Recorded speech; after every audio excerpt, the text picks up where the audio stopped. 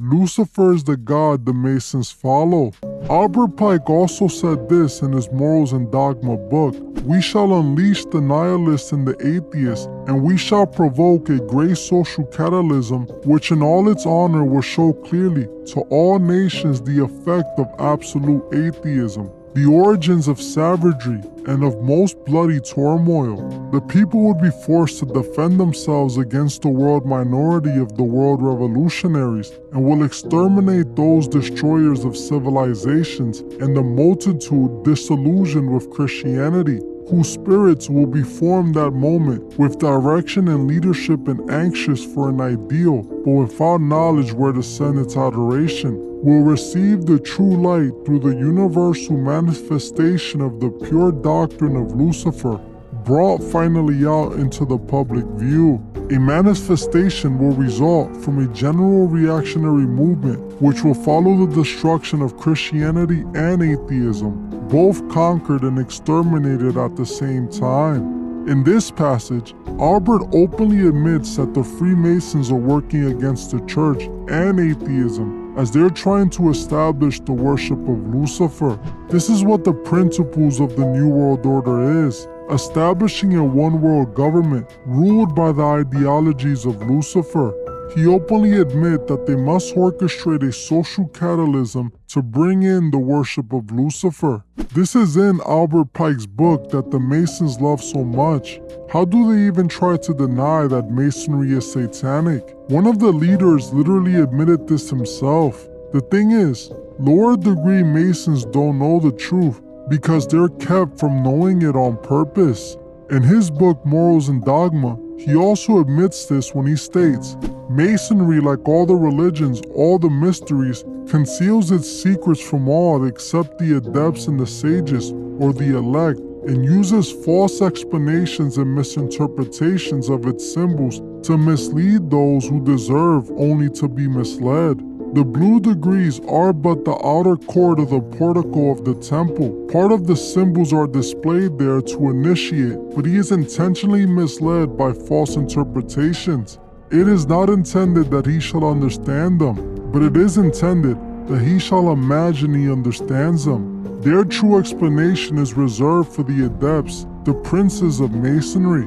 Here, Albert Pike openly admits that not even the Mason members know the truth about Masonry, only the elect. He admits that they must keep the lower degrees of Masonry clueless about the truth. He also claims that the first degrees of Masonry are there to distract and mislead. This is why so many low-degree Masons claim they have nothing to do with Lucifer, because they themselves don't know the truth. Only the elect, only the ones they choose, know the truth. Albert Pike not only revealed all of this, but he also revealed that the Freemasons have 3 world wars planned that will bring in the new Masonic world order. In a letter written from Albert Pike to Giuseppe Mazzini, he states, "The First World War must be brought about in order to permit the Illuminati to overthrow the powers of Caesar in Russia and of making that country a fortress of atheistic communism. The Second World War must be fomented by taking advantage of the differences between the fascists and the political Zionists. This war must be brought about so that Nazism is destroyed and that the political Zionism be strong enough to institute a sovereign state of Israel and Palestine. During the Second World War, international communism must be strong enough in order to balance Christendom, which will be then restrained and held in check until the time when we need it for the final social catalysm. The war must be conducted in such a way that Islam and the political Zionism mutually destroy each other. Meanwhile, the other nations, once more divided on this issue, will be constrained to fight to the point of complete physical, moral, spiritual, and economic exhaustion." In this letter, Albert Pike revealed the plans for the New World Order. Plans that, if we take a look around, clearly appear to be unfolding right in front of our faces. He openly declares himself as a member of the Illuminati, which, like I already revealed, is a part of Masonry. It's important to note that they had this letter in display in a British library in the London Museum until 1977. This is another piece of proof that the Freemasons try to deny, claiming that there's no proof this letter was written by Albert Pike. We will not fall for these lies, as we know they're going to deceive us like Albert Pike stated. The first two wars Albert Pike spoke about have already happened. We see what's going on overseas right now, and now we know who's truly behind it. This is a plan in motion since the 1800s. For those still skeptical on whether Masonry follows Lucifer, you might believe it more from other prominent Masons. Mainly P. Hall, a prolific Masonic writer, stated this: when Masons learn that the key to the warrior on the block is the proper application of the dynamo of living power, he has learned the mysteries of his craft. The seething energies of Lucifer are in his hands, and before he may step onwards and upwards, he must prove his ability to properly apply this energy. Manly P. Hall, just like Albert Pike, admits their admiration for Lucifer.